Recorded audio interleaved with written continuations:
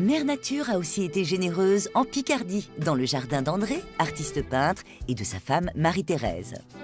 Classé en 4e position, ce jardin a été créé en 2000 pour assouvir la passion de l'artiste.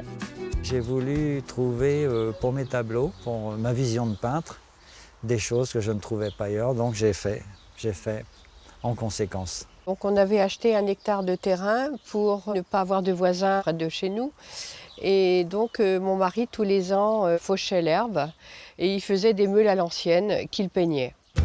André va peindre ses meules à l'ancienne à toutes les saisons pendant près de 20 ans. Mais comme le décor original ne le comble toujours pas, André décide de le façonner. Il crée lui-même des bassins agrémentés de cascades, de cours d'eau et de passerelles. Je voulais faire ces bassins-là pour la peinture. Le jardin, c'est exactement la même démarche que mes tableaux. C'est une recherche permanente. Je ne suis pas un botaniste né, mais j'apprends quand même plein de choses avec les années. Comme cette technique qui permet d'obtenir rapidement des bordures impeccables. Un grillage fixé au sol avec des piquets, recouvert d'un tissu biodégradable, type toile de jute, sur lequel on appose des bandes de gazon. La toile va ainsi permettre de retenir la terre et le grillage de fixer les racines. Donc ça, c'est très bien. En quelques heures de temps, vous faites un bassin et vous avez gagné 10 ans de nature. Ça coûte pas cher et on se fait plaisir en plus. C'est pas désagréable. Des astuces comme celle-là, André en connaît. Mais voici selon lui le trio gagnant. Alors la première, la couleur. La deuxième, aussi importante, la couleur.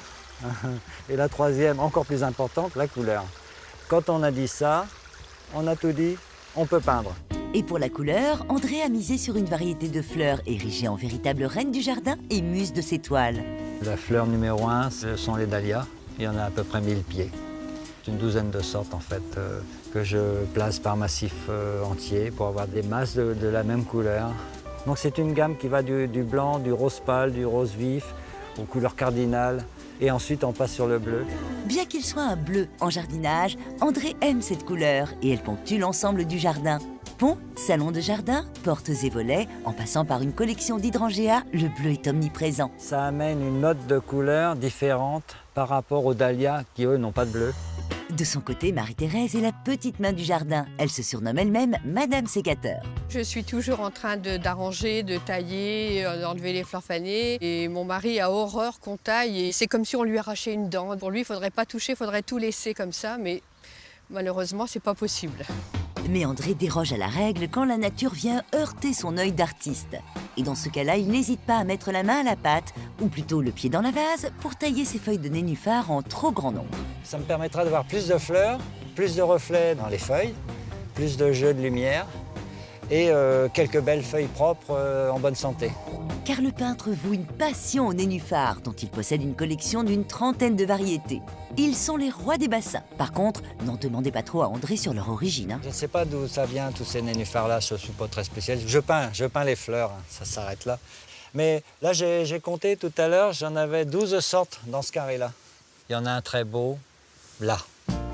Le nymphéagonaire est un nénuphar rustique. Il supporte très bien les périodes de gel et est en fleurs de mai à octobre.